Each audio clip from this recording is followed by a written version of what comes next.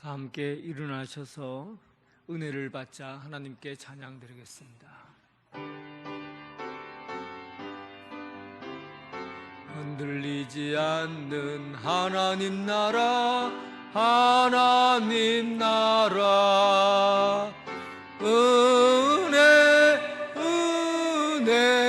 은혜를 받자. 할렐루야, 은혜를 받자. 오직 여호와는 그 성전에 계시니 온 땅은 그 앞에서 잠잠할지니라 하시니라. 하나님은 영이시니 예배하는 자가 영과 진리로 예배할지니라. 아멘.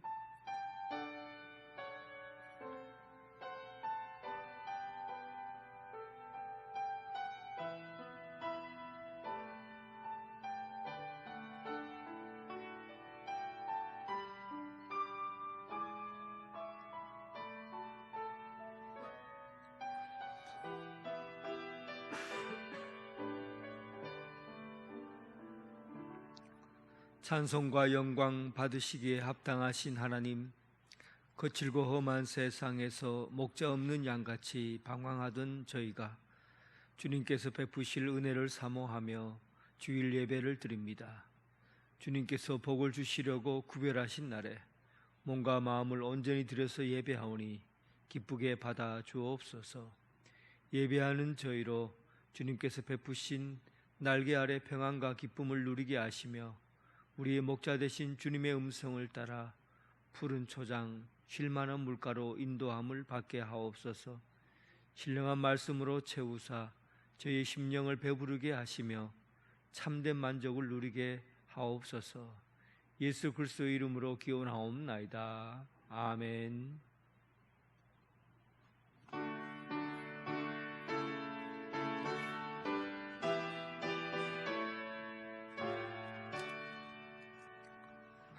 하늘에 가득한 영광의 하나님, 온 땅에 충만한 존귀 하나님, 생명과 빛으로 지혜와 권능으로 우리를 지키시는 하나님, 성부와 성자와 성령 삼위의 하나님, 우리 예배를 받아 주시옵소서. 사랑이 넘치는 자비하신 하나님, 은혜가 풍성한 구원 하나님, 자매의 심령에 평안을 주시었고 죄악과 허물을 용서하여 주소서. 찬송과 영광과 생명 구원의 하나님, 우리 예배를 받아 주시옵소서. 연약한 심령을 굳게 세워주시고 마음을 지혜롭게 하시고 받들어 내게 살아가며 따라서 가게 하소서. 권능과 지혜와 사랑 은혜의 하나님, 우리 예배를 받아 주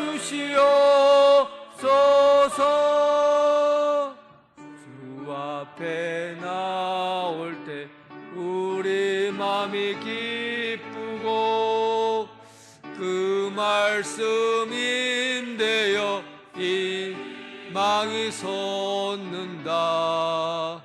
고난도 슬픔도 이기게 하옵시고 영원에 있대요 살아가게 하소서. 우리의 자랑과 생명의 하나님, 우리 예배를 받아주시옵소서.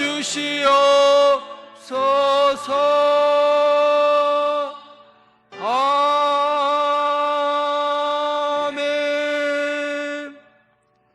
사도신경으로 신앙 고백 드리겠습니다. 나는 전능하신 아버지 하나님 천지의 창조주를 믿습니다. 나는 그의 유일하신 아들 우리 주 예수 그리스도를 믿습니다. 그는 성령으로 잉태되어 동정녀 마리아에게서 나시고 본디오 빌라도에게 고난을 받아 십자가에 못 박혀 죽으시고 장사된 지 사흘 만에 죽은 자 가운데서 살아나셨으며 하늘에 오르시어 전능하신 아버지 하나님 우편에 앉아 계시다가 거기로부터 살아있는 자와 죽은 자를 심판하러 오십니다. 나는 성령을 믿으며 거룩한 공교회와 성도의 교제와 죄를 용서받는 것과 몸의 부활과 영생을 믿습니다. 아멘.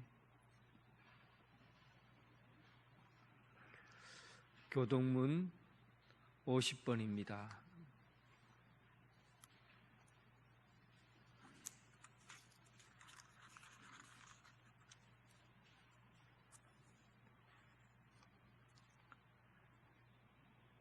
여호와께서 내 음성과 내 간구를 들으심으로 내가 그를 사랑하는도다.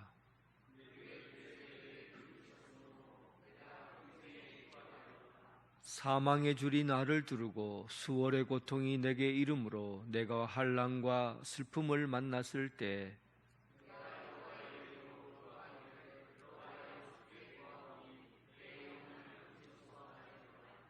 여호와는 은혜로우시며 의로우시며 우리 하나님은 긍휼이 많으시도다.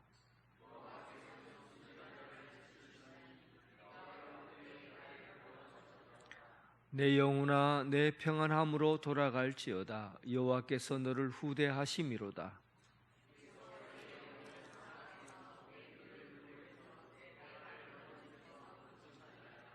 내게 주신 모든 은혜를 내가 여호와께 무엇으로 보답할까?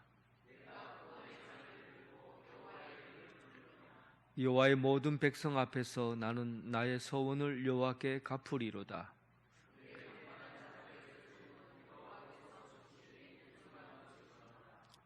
아멘.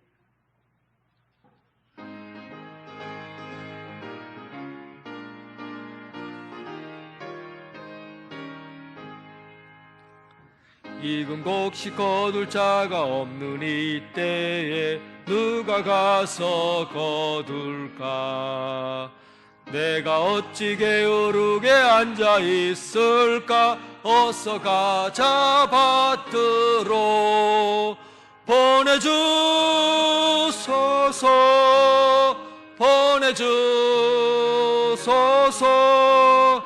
제단 숯불 내 입술에 대니 어찌 주저할까? 주여 보내주소서. 주가 두루 다니면서 일꾼 부르나 따르는 자 적도다. 보라 주의 사랑하는 익은 곡식을 어서 거두러 가자. 보내주소서.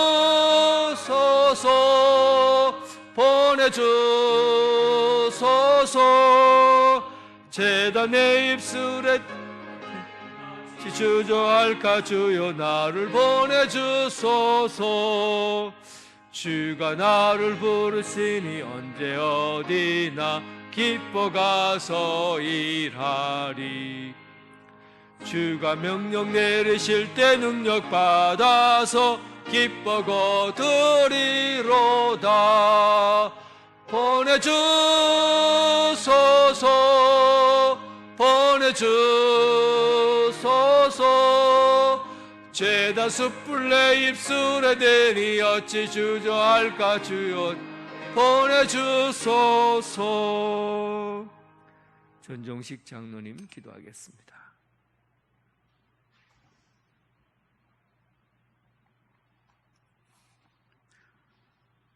만물의 생명의 기운을 붙어두시는 하나님 아버지, 저마다 품고 있는 계절의 아름다움을 가장 좋은 시기마다 맛보게 하심을 감사드립니다. 하나님께서는 저희들에게 어떤 날은 뜨거운 햇살로, 또 어떤 날은 퍼부터 쏟아지는 장맛비로 다가오셔서 타오르는 뜨거움과 촉촉이 젖어드는 시원함이 이 땅의 모든 생명들을 푸른 풀밭과 신만한 물가로 인도해 주셔서 생명을 태동케 하시는 하나님의 은총에 감사와 찬양을 올려드립니다. 죄와 허물로 죽었던 저희들을 살리시기 위하여 한량없는 인자하심과 사랑을 베풀어 주시고 세상 죄를 지고 가는 하나님의 어린 양 예수 그리스도를 이 땅에 보내어 주셔서 십자가의 공로로 구원의 은혜를 베풀어 주심을 감사드립니다. 인간의 욕망이 한낮의 태양처럼 뜨겁게 내리쬐는 세상을 살며 각자 도생을 말하는 이 시대에 지친 우리 영혼을 택하고 부르셔서 복된 주님의 날 아버지께서 심어주신 삶의 자리에 흩어져 있던 저희들을 성령님의 인도하심 속에 천국의 기쁨인 예배의 자리로 불러주신 그 사랑과 은혜에 감사를 드립니다. 수가성의 여인이 우물가에서 예수님을 만나 은혜를 누렸던 것처럼 저희들 예배를 통해 마음속에서 생수가 솟아나는 은혜를 맛보게 해 주옵소서. 저희들이 의지하던 그릇된 기준들을 내려놓게 하시고 신령과 진정으로 하나님을 예배하게 해 주옵소서. 주님을 만난 기쁨을 가지고 다시 일상으로 돌아가 깨어지고 상한 세상을 회복하며 하나님 나라를 확장하는 복된 삶을 살아가게 해 주옵소서.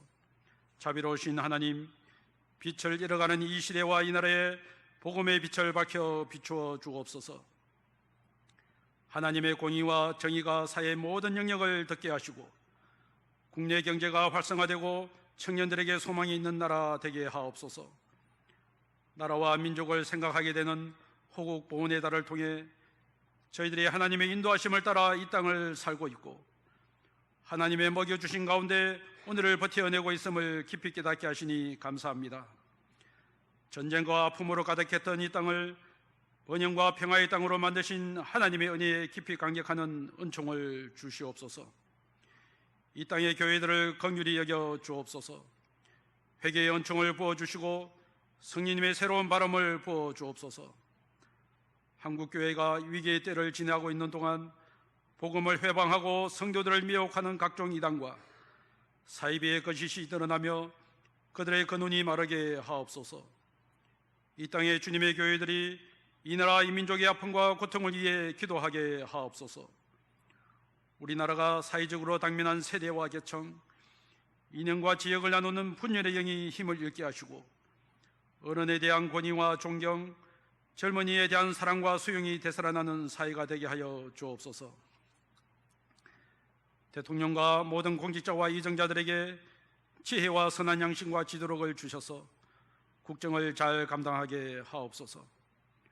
우리 교회에서 생기는 선교지마다 하나님의 선한 인도하심과 긍휼을 베풀어 주옵소서. 그리스도를 알지 못하는 곳에서 주님의 사랑을 가지고 땅끝까지 이르러 주님의 정인으로 살아가고 있는 선교사들과 함께 동역하는 가족들에게 은혜를 부어 주옵소서. 우리 교회가 협력하며 후원하는 선교사 한 사람 한 사람을 이름을 기억하시고 아무런 변화가 없어 지쳤을지 모를 그들이 서 있는 거룩한 땅 그곳에 항무지에 꽃이 피듯 뿌려진 복음의 씨앗이 싹을 틔우고 열매를 맺어가게 해 주옵소서. 사랑의 하나님, 우리 교회의 미래요 희망인 다음 세대를 이끌어갈 교회 학교 이름 수련회를 계획하고 준비하고 있습니다. 형식적인 연례 행사나 이벤트가 되지 않게 하시고 하나님을 인격적으로 만나는 소중한 시간이 되게 하시며 가치관이 혼란스러운 이 시대에 하나님을 향한 뜨거운 비전으로 재무장하여 주님께서 기뻐하시는 교회 학교 학생들 되게 하옵소서. 더운 날씨에 땀 흘려 수고하는 교역자와 교사들 그리고 봉사자들에게 새 힘을 주시고 기쁨과 보람으로 감당할 수 있게 하옵시고 지혜와 능력을 다하여 주셔서 바르게 한과 의로 교육하기에 부족함이 없는 수련회가 되게 하옵소서. 능력의 하나님, 하늘의 양식이 신령한 만나를 준비하신 목사님께 성령의 충만과 능력으로 덮어주셔서 생명으로 신기워질 수 있도록 인도하여 주옵소서. 선포되는 말씀에 복을 주옵소서. 성령님께서 저희들의 마음을 뜨겁게 해주시고 한 성령 안에서 은혜로 채워짐을 경험하고 누리는 시간이 되도록 마음과 영혼을 만져주옵소서. 영으로 전해지는 하나님의 말씀을 마음판에 새기고 말씀을 듣는 저희들 세상에 속한 생명활동을 줄이고 온전한 은행과 성품으로 하나님 나라에 속한 생명활동은 더욱 풍성한 삶으로 열매 맺는 성도들의 삶이 되게 하옵소서.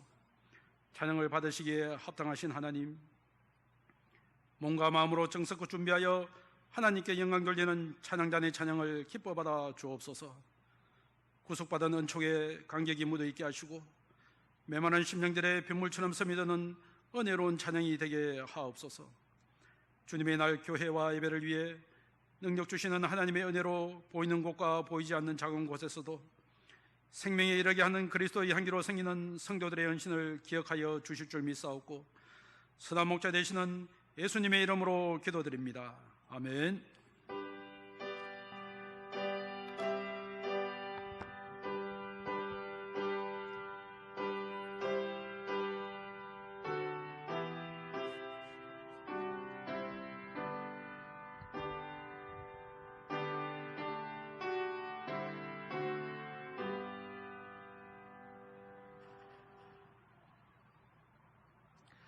성도 여러분 반갑습니다. 주님의 사랑으로 사랑합니다. 우리 교회 처음 오신 여러분을 진심으로 환영합니다. 새가족 등록하시고 마련된 환영의 자리에 오셔서 친교를 나누시기 바랍니다. 오늘은 오순절 후 세 번째 주일입니다.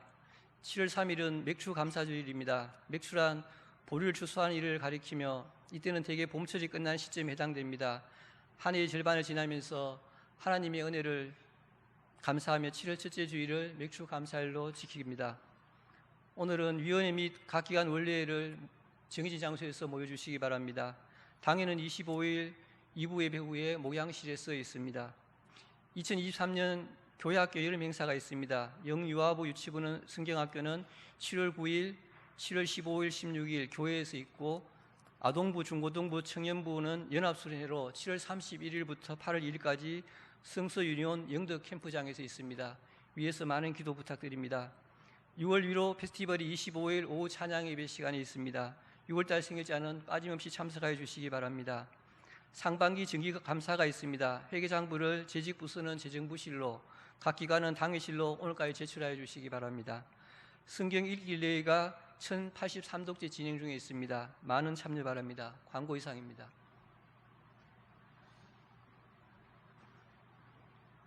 찬양 드리면서 봉헌하겠습니다.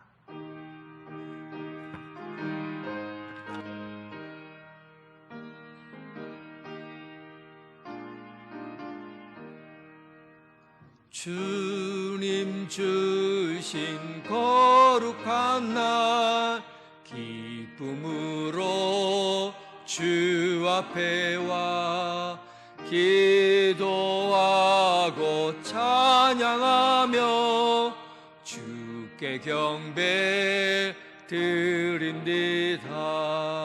내게 주신 귀한 물질 하나님께 이오니 기뻐 받을 제물로서 연락되게 하옵소서. 아멘.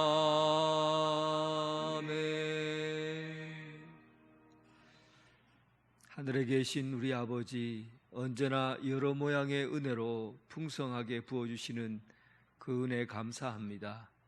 하늘나라의 신령한 복으로 배부른 것처럼 오늘 이 땅의 것들로 넉넉하고 풍요로운 삶 되게 하여 주옵소서. 오늘 마음과 정성을 모두어 봉헌합니다. 감사할 여러 가지 제목을 감사하게 하시고 질서 있는 삶을 드리기 위해 11조를 드립니다. 땅의 모든 곳에서 복음이 전파되도록 선교 예물을 드립니다. 주정헌금과 건축헌금, 계좌시헌금, 우리가 드려지는 여러 가지 제목으로 올려지는 예물들이 하나님 나라 기쁨이 되게 하시고 언제나 우리 마음과 뜻을 다하여 자원하는 마음으로 기쁜 마음으로 올려지는 향기로운 제물 되게 하여 주옵소서. 예수님 이름으로 기도드립니다. 아멘.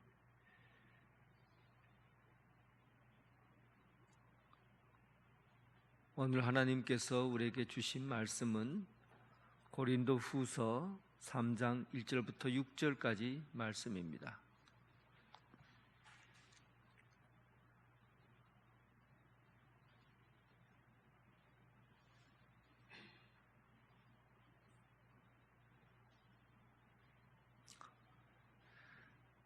고린도후서 3장 1절부터 하나님의 말씀을 봉독해 올리겠습니다. 우리가 다시 자천하기를 시작하겠느냐? 우리가 어찌 어떤 사람처럼 추천서를 너희에게 붙이거나 혹은 너희에게 받거나 할 필요가 있느냐? 너희는 우리의 편지라. 우리 마음에 썼고 무 사람이 알고 읽는 바라.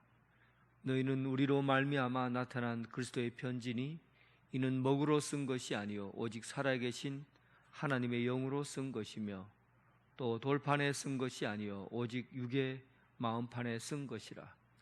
우리가 그리스도로 말미암아 하나님을 향하여 이 같은 확신이 있으니 우리가 무슨 일이든지 우리에게서 난 것 같이 스스로 만족할 것이 아니니 우리의 만족은 오직 하나님으로부터 나느니라.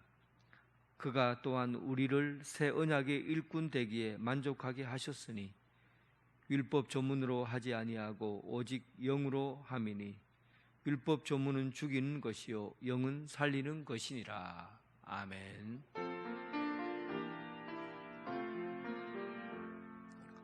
아버지 한 말씀 내가 살겠네 내가 살겠네.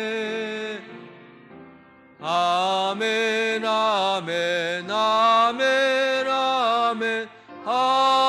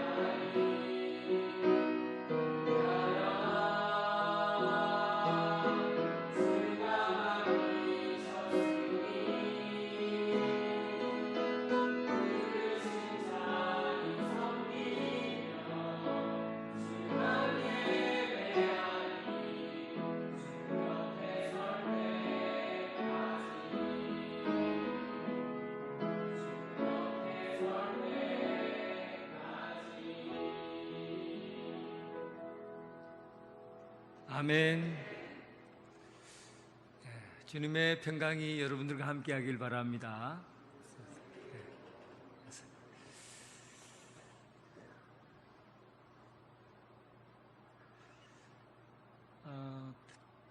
편지 두 편을 소개하겠습니다.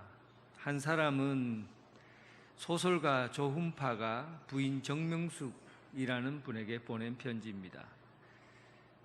미안, 아침에 자주 짜증만 부려서 미안했어. 하지만 당신 고집도 어지간하오. 몰경우하고 귀찮은 손님 때문에 자연 짜증이 난 것이어요. 기분 고치시오. 저녁에 늦지 않게 돌아오리라. 그 편지가 있고, 또 두 번째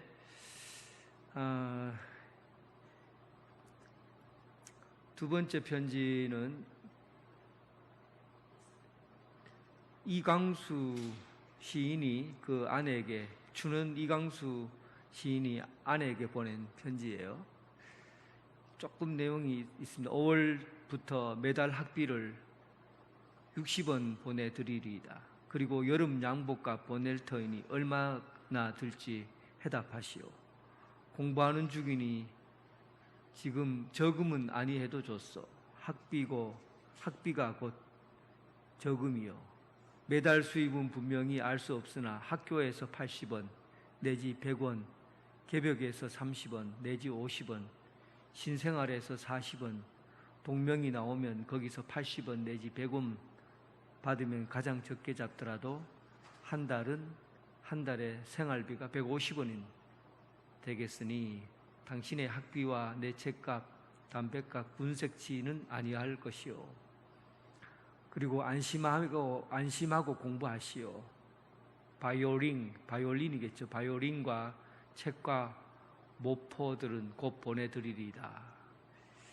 이게 이광수 시인의 아내가 일본에서 유학할 때 쓴 편지예요. 여러분, 이 편지 내용이 얼마나 된 거냐 하면, 조은파 선생은 1918년생입니다. 나이가 꽤 많죠.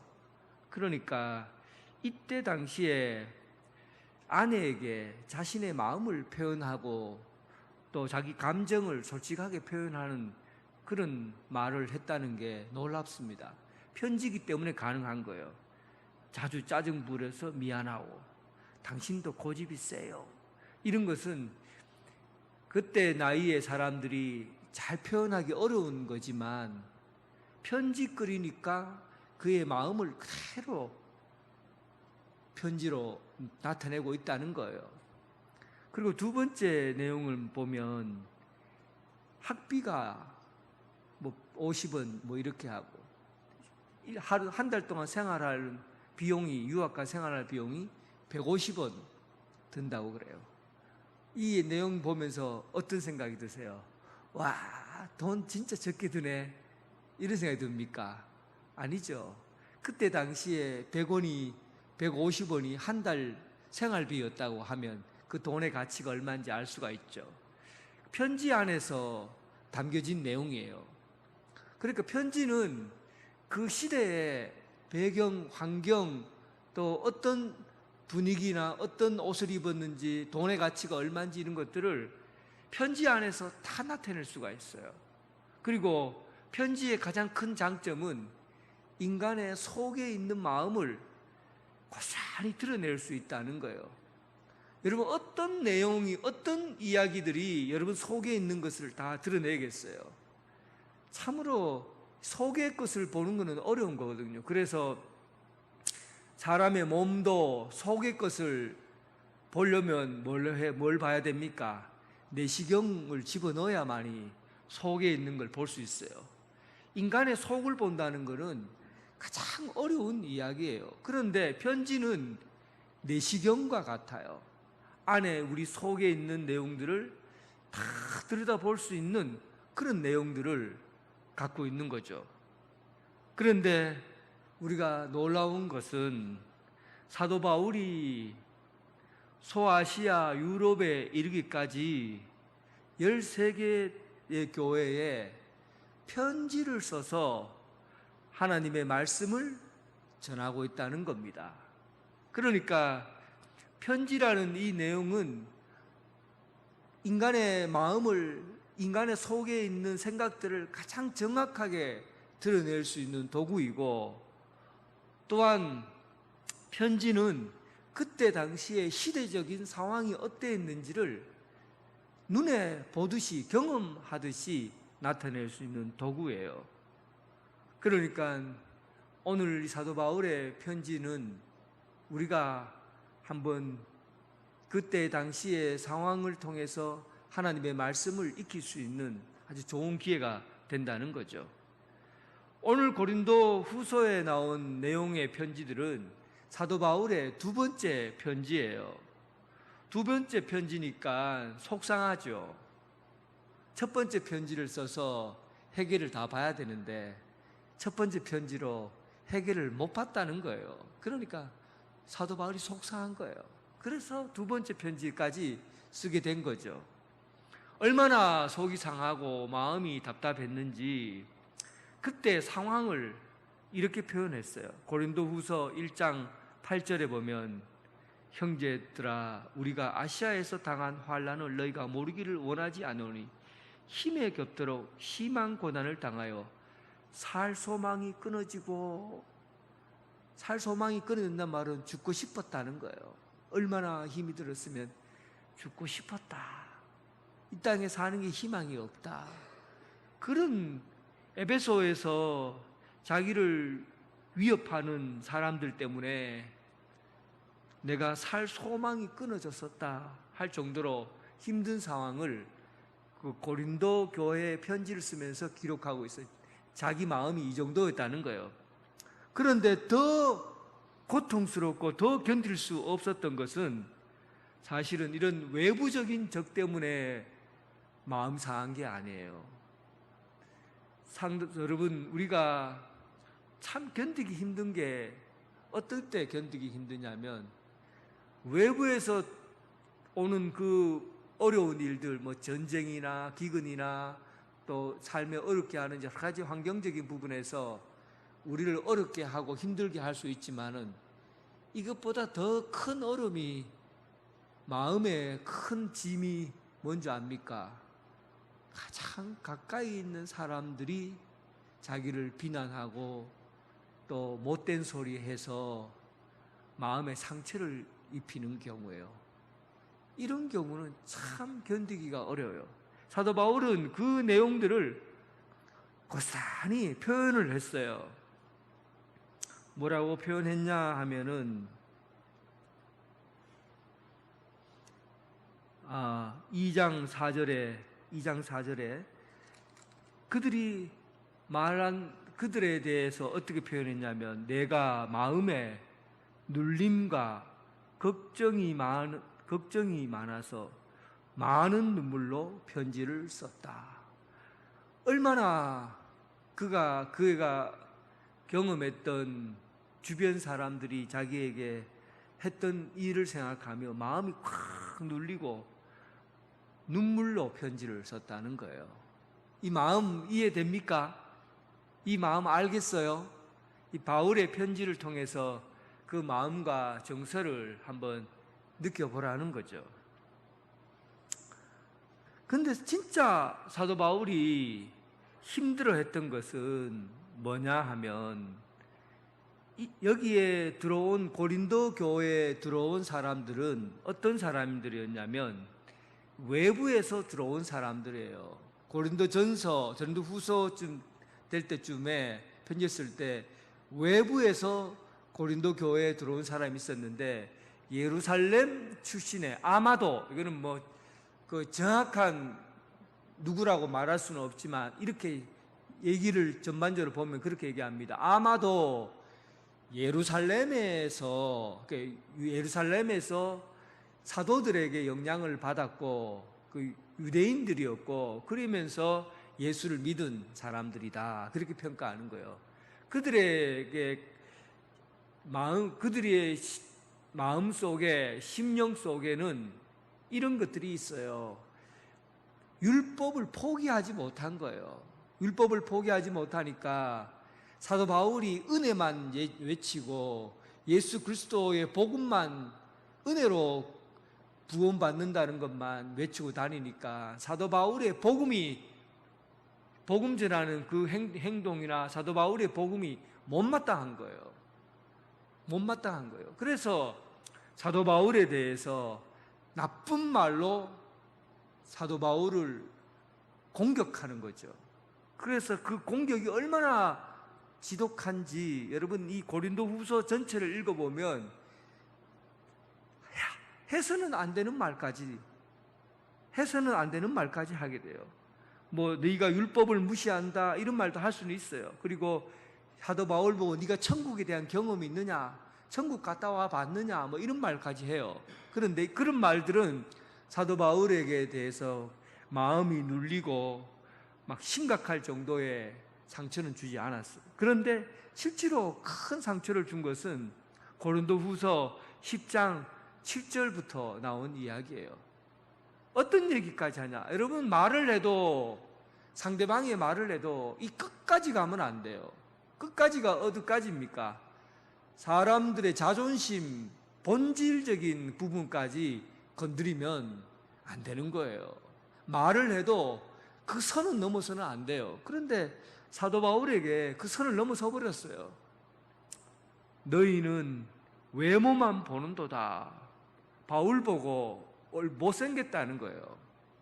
그리고 사람이 좀 구부정했거든요. 구부정하고 또 병을 앓았으니까, 오랫동안 질병을 앓았으니까 뭐 피부나 얼굴이나 이런 것들이 사람들보다 더 깨끗하고 그렇지는 않을 거 아니에요. 오랫동안 심각한 질병을 앓았으니까. 그러니까 꺼부정하고 사람이 못생겼대요. 그래서 외모를 가지고 이 사람들이 사도 바울이 저 사람 저렇게 구부정하고 못생긴 사람 사도 바울이 저기 뭘 하겠나 이런 얘기를 하게 된 거예요. 그리고 더 심각한 얘기까지 했어요. 그가 말을 할 때 버벅버벅거리고 말은 잘 못하면서 편지만 괜찮다.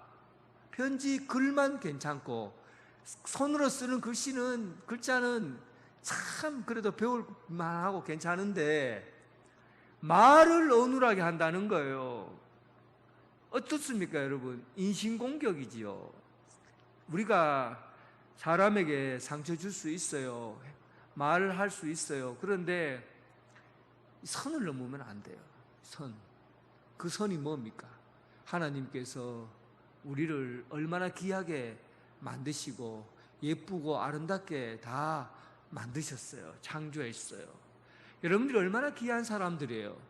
그런데 그 사람의 외모를 보고 그 말하는 말투를 가지고 그 사람에 대해서 이렇다 저렇다 하는 것은 사도 바울을 아예 그냥 공격하려고 작정한 거죠. 선을 넘어서 버린 거예요. 그러니까 바울이 내 마음이 이렇게 내 자신을 이렇게 누르고 걱정이 많아. 눈물이 이렇게 펑펑 쏟아진다. 지금까지 사도 바울이 감옥에 있으면서 내가 이렇게 마음이 눌려서 눈물이 펑펑 쏟아진다 하는 말 들어봤습니까? 오히려 빌립보 감옥에 있으면서 항상 기뻐하라. 너희들을 기뻐해라. 어떤 어려움과 힘든 일이 있어도 기뻐해라. 오히려 이렇게 얘기를 했죠. 그리고 막 찬송 부르고 감옥에 있으면서도 찬송 부르고 난리가 났어요. 그런 바울이에요. 그런데 그가 고린도 교회에서 그 성도들에게 그 성도 한 사람이 자기인데 와서 그런 식으로 얘기를 하니까 그게 마음에 상처가 된 거예요. 마음이 눌린 거예요. 이런 상황에서 오늘 본문 내용을 한 번 더 보세요.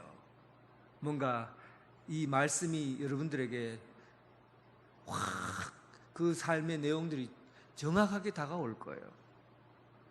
3장 1절에 보면 우리가 다시 자천하기를 시작하겠느냐? 우리가 어찌 어떤 사람처럼 추천서를 너희에게 붙이거나 혹은 너희에 받거나 할 필요가 있느냐? 이것도 편지에 관한 내용이에요. 1세기 그때 당시의 사람들은 도시를 왕래하기가 참 편했어요. 왜 그랬다고 그랬죠? 로마가 군사를 움직이기 위해서 땅을 널찍널찍하게 만들어 놓았으니까 도시와 도시로 움직이기가 참 편했어요. 그런데 사람이 움직인다는 것은 삶의 이야기가 함께 움직인다는 거예요. 여기서 있었던 이야기가 이쪽에 가서 움직이고, 여기서 있었던 이야기가 저쪽으로 움직이고, 사람이 움직이는 것은 삶의 이야기가 같이 동시에 움직여요. 그런데 사람들의 이야기가 움직여갈 때 그 사람의 말을 어떻게 믿어요?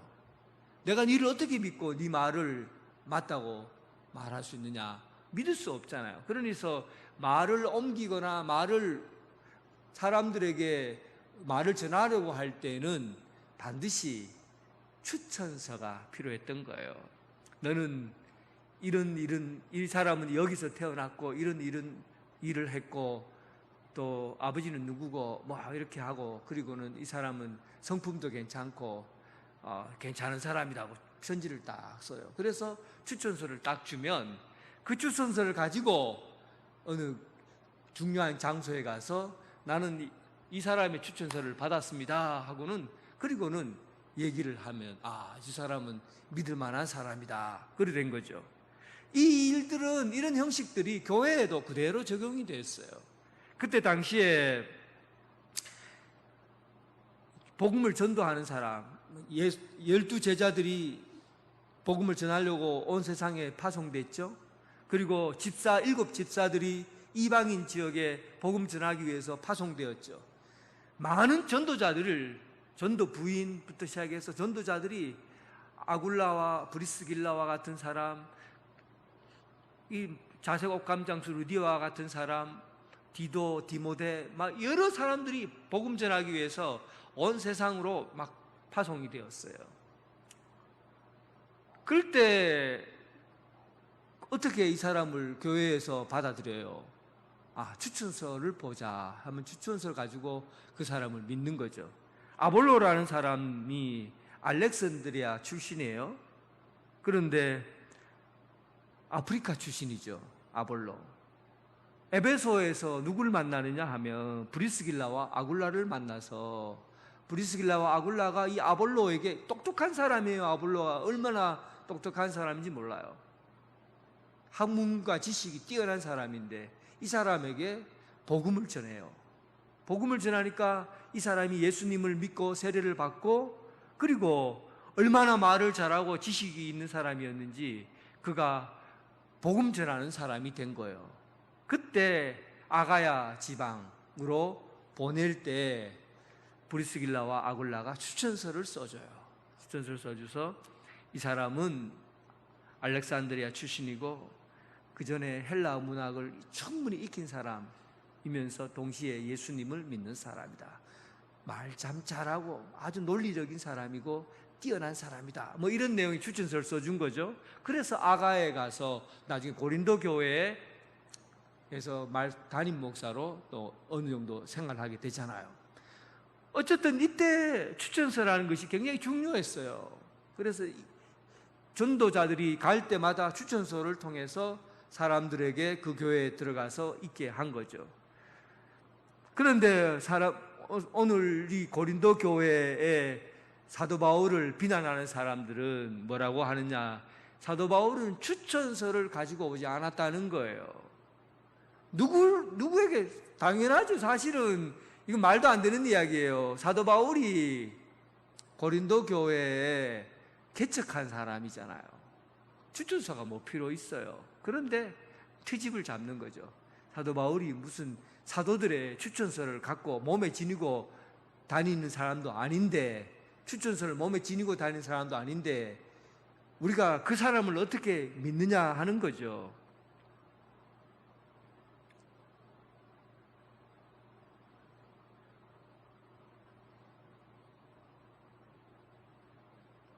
사도 바울은 이렇게 얘기합니다. 우리가 어떤 사람처럼 추천서를 너희에게 붙이거나 받거나 할 필요가 있느냐? 추천서가 필요한 사람들은 분명히 있어요. 그런데 어떤 사람들처럼 추천서를 받아야만이 이 사람을 써야 되겠다라고 말할 수 있는 사람이 있느냐 하는 거예요. 그 어떤 사람이 누굽니까? 바로 추천서를 화려하게 장식해서 그 추천서를 가지고 이리저리 다니는 사람들을 의미해요. 그러니까 일부 사람들은 추천서를 정직하게 쓰지 않는 거죠. 고린도후서 2장 17절에 보면 이들은 누구라고 하냐면 하나님의 말씀을 혼잡하게 하는 자들이다, 그렇게 얘기를 해요. 추천서를 화려하게 쓴 저 사람이, 저도 예를 들면 옛날에 뭐 대학을 가려고 하거나 뭐 신학교를 간다거나 아니면은 외국에 있는 대학교를 가게 되면 사실은 추천서를 받아서 가잖아요. 교수들인데 가서 추천서를 받기도 하고 목사인데 추천서를 받기도 해요. 그 추천서를 쓸 때 이 사람은 나쁜 사람입니다, 성격도 뭐 어떻고 하고는 나쁜 말을 써서 추천을 하겠어요? 아니면은 없는 말 있는 말 다 해서 좋게 써서 추천서를 써서 보내겠어요?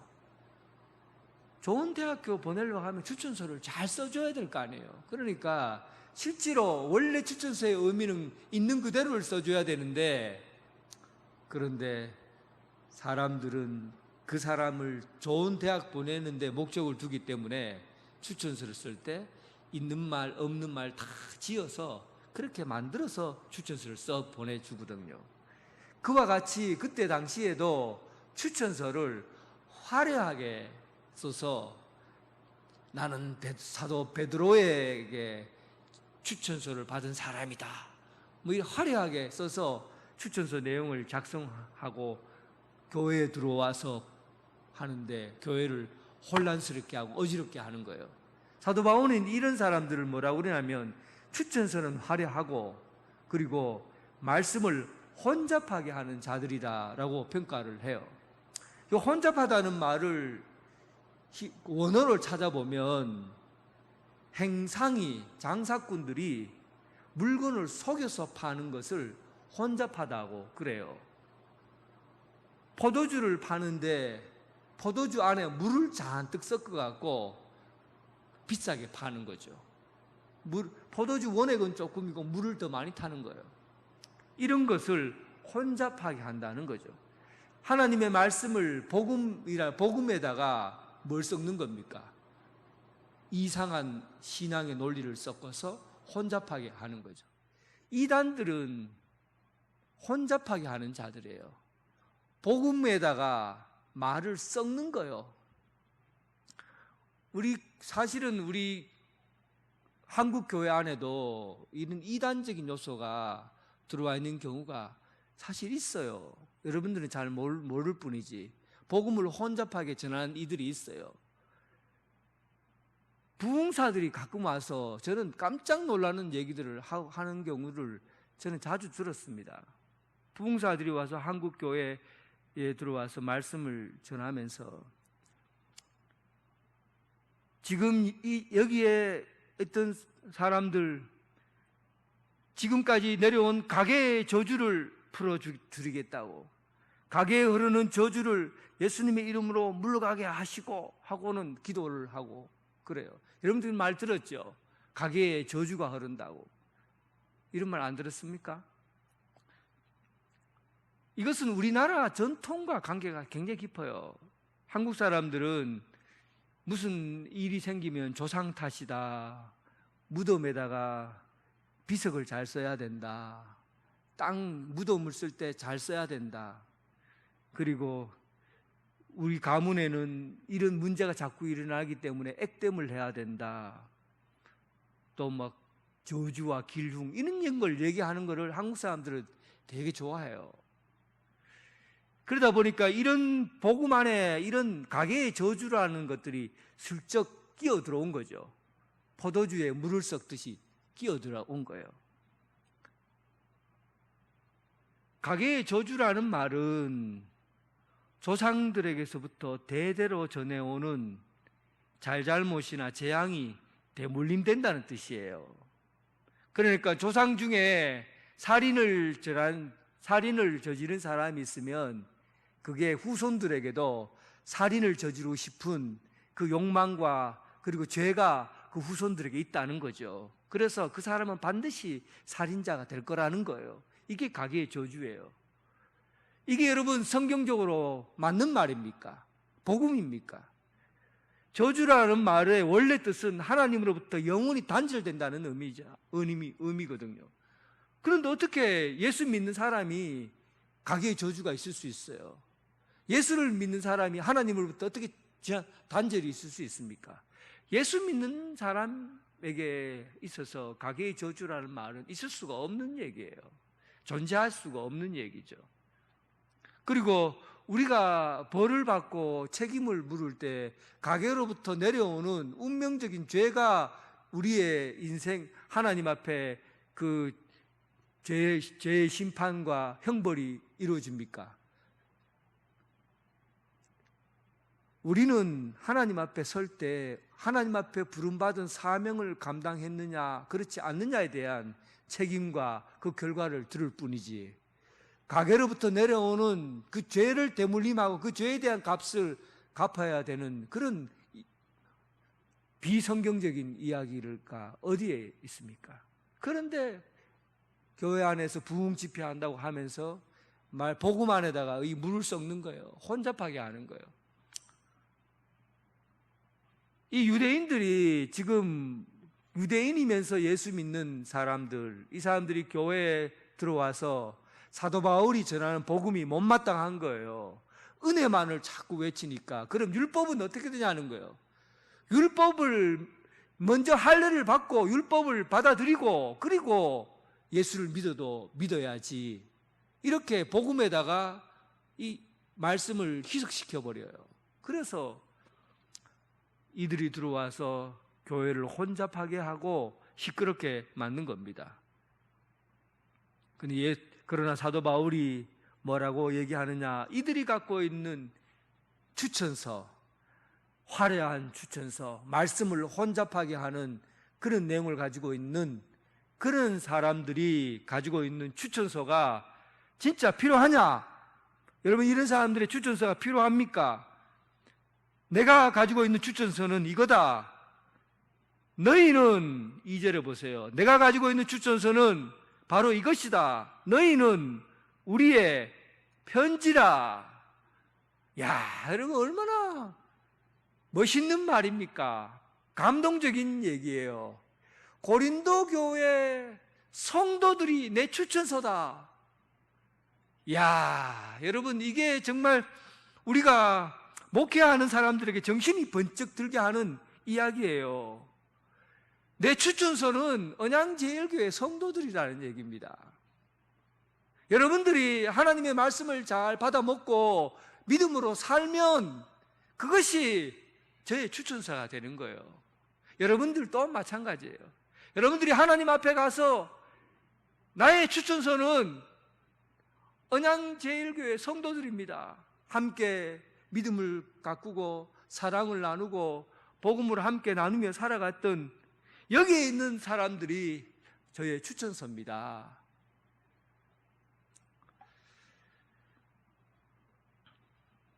여러분 혹시나 하는 얘기입니다. 제가 지금 그러겠다는 게 아니고, 혹시 담임 목사가 공석이 되었을 때 이제 여러분 담임 목사를 뽑아야 될 거 아니에요. 청빙을 받아야 될 거 아니에요. 저는 오늘 본문 말씀을 보면서 한국교회 청빙에 진짜 문제가 있다라는 생각을 했어요. 한국교회 청빙은 기준이 뭡니까? 이력서에 화려한 이력 내용이 청빙의 기준이에요. 박사학위를 받았나, 어느 교회에서 목회를 했나, 그리고 이 사람이 지금 어떤 목회적인 실력을 가지고 있나, 이런 가치들을 쫙 화려하게 써놓은 것들을 가지고 그리고 뽑잖아요. 그러니까 교회가 엉망이에요. 그렇게 해서 뽑아놔서 한국교회가 지금 얼마나 어려움을 겪고 있습니까? 오늘 성경대로 청빙을 하고자 하면 어떻게 해야 됩니까? 그 교회 성도들을 에게 물어봐야 돼요. 이 목사님이 목사님이 이 마음에 쓸만한 글이 있느냐? 네 마음에 담겨진 이 삶의, 이 사람과의 삶의 자리가 있느냐? 이런 하나님과 관계를 맺게 해준 삶의 이야기가 내게 있느냐? 이런 것들을 교인들의 이야기를 들어야 돼요.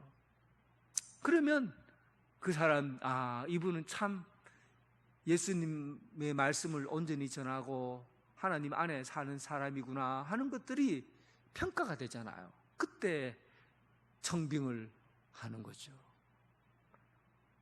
그러니까 이력서를 보지 말라고요. 화려한 글을 보지 말고, 요번에 저를 뽑을 땐 그렇게 했지만은 다음에 혹시 한 사람을 뽑을 수 있는 기회가 된다면 저는 이런 절차를 가졌으면 좋겠어요.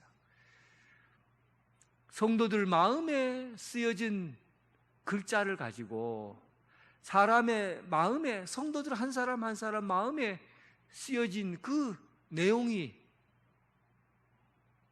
청빙, 그리고 그 사람의 추천서가 되는 거죠. 사도 바울이 한 이야기입니다. 고린도 교회 성도들이 나의 추천서다. 여러분들이 나의 추천서다.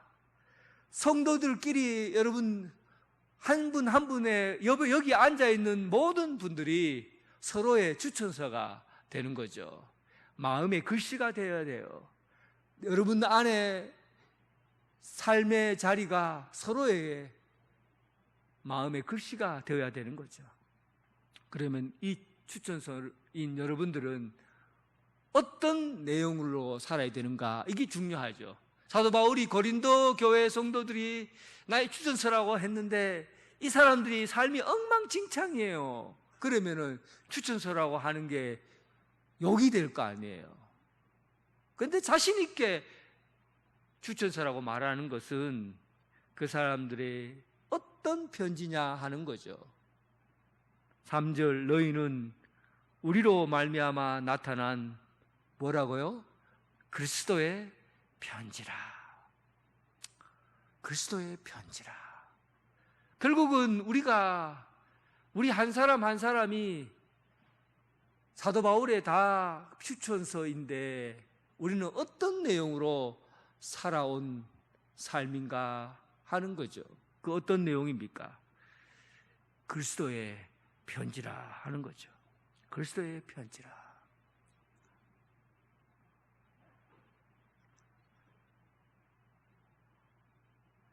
지난주에 제가 그리스도의 향기라라는 말씀을 전해 들은 거 기억납니까? 그리스도의 향기라. 향기라는 것은 분위기, 정서 이런 것들을 다 품고 있어요. 성품 품고 있죠. 너희는 그리스도의 향기라고 하면 예수님께서 우리에게 행하셨던 삶의 행동 방식들을, 그 정서적인 분위기를 우리가 다 몸에 익히는 거예요. 시간이 오래 걸리겠죠. 예수님의 우리 여러분들의 모습에서 섬기는 모습, 사랑하는 모습 이런 것들을 통해서 향기가 나는 거니까 너희는 그리스도의 향기라고 할 때 예수님의 정서나 분위기나 성품 이런 것들이 고스란히 내 몸에 배겨져 있는 모습이죠. 너희는 그리스도의 편지라고 할 때 이 편지는 오늘 본문 후반절에 보면 율법은 의문으로 쓴 글씨, 그러니까 여기에 화려한 내용을 가지고 이력서를 쓴 사람들은 바로 글자로 손으로 쓴 글자, 돌에 새겨진 글자로 새겨진 것인데 이것은 결국은 죽이는 것이요. 그러나 우리 그리스도인의 편지, 그리스도인들은 어디에 쓴 편지냐 하면 마음에 쓴 글씨인데 이것은 살리는 것이다. 율법으로 사는 사람들은 결국은 사람들의 능력, 자기의 힘, 의지 이런 것으로 말미암아 구원이 이루어진다고 보는 거니까 그 사람들에 대한 잘난 행동이나 능력 이런 것들을 통해서 사람을 평가해요. 그래서 이 사람들이 하는 율법의 힘에 의해서 주어진 것은 사람을 결국은 평가받고 하다 보면 나중에 그것으로 인해서 율법에 의해서 우리는 결국은 심판받는구나, 죽음의 길을 겪게 되는 거죠. 그런데 예수님의 편지, 그리스도의 편지는 이거는 살리는 영이에요. 편지는 이 글은 의문이라고, 글이라는 것은 죽이기도 하고 살리기도 하는 건데 예수님의 편지는 살리는 영이에요. 그래서 우리가 그리스도의 향기일 때는 예수님의 모습을 우리의 삶을 살아가면서 나타내는 거지만 예수 그리스도의 편지가 되는 것은 우리가 전하는 그 말로 인해서 삶의 가치가 결정되는 것을 의미합니다. 어떤 가치? 살리는 삶, 영원한 생명을 얻게 되는 그런 삶으로 움직여지게 되는 것을 의미하는 거죠. 그래서 우리가 그리스도의 편지가 되면 우리가 전하는 말로 인해서 죽어가는 사람들이 살아가지는, 죽은 사람을 살리는 그런 복음에 관한 가치가 전달되는 그런 것이 바로 그리스도의 편지가 되는 겁니다. 결국은 우리는 예수 그리스도의 말씀과 성품을 가지고 세상 가운데 살리는 영, 하나님의 영, 복음의 말씀을 전함으로 인해서 살리는 일을 하는 사람, 이 사람들이 바로 그리스도의 편지가 되는 거예요. 사랑하는 성도 여러분, 우리는 죽이는 일을 하는 사람이 아니라 살리는 일을 하는 사람입니다. 예수 그리스도의 향기고 예수 그리스도의 편지입니다. 오늘 여러분 성도들에게, 서로에게 향기가 되고 또 편지가 되어 예수님께서 우리를 통해서 세우신 아름다운 교회를 세워가는 여러분 되시길 주님의 이름으로 축원합니다. 하나님 아버지, 너희는 그리스도의 향기요 그리스도의 편지라. 오늘 이 땅 가운데 예수 그리스도를 알지 못하는 사람들에게 아름다운 예수님의 모습을 보여주고 또 예수님의 말씀을 알지 못해서 죽어가는 영혼들에게 살리는 영으로 복음을 온전히 전하고 죽은 이를 다시 살리는 그런 복음의 역사를 이루어가게 하여 주옵소서. 예수 그리스도의 향기로, 예수 그리스도의 편지로 세상 가운데 빛과 소금의 역할을 감당하는 성도들 되게 하여 주옵소서. 예수님 이름으로 기도드립니다. 아멘. 다 함께 일어나셔서 하나님께 찬양 드리겠습니다.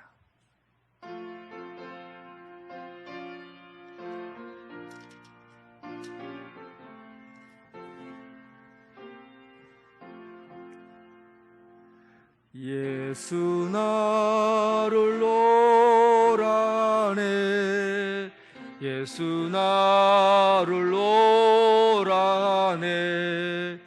어디든지 주를 따라 주와 같이 가려네. 주의 인도하심 따라 어디든 노하심 따라 어디든지 주를 따라 주와 같이 가려네. 겟세마네 동산까지 주와 함께 가려.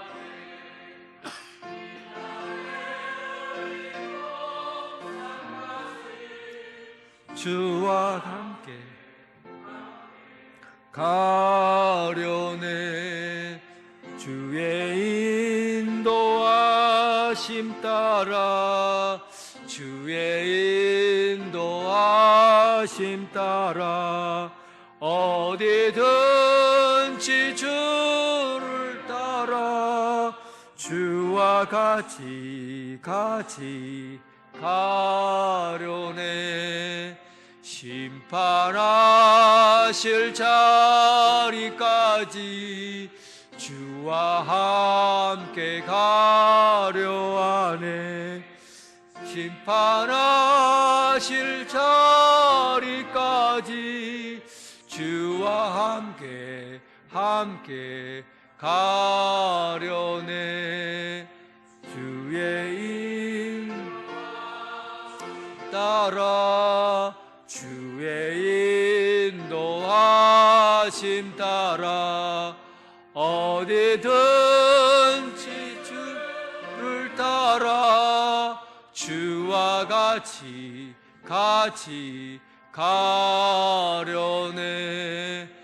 주가 크신 은혜 내려 나를 항상 돌보시고 크신 영광 보여주며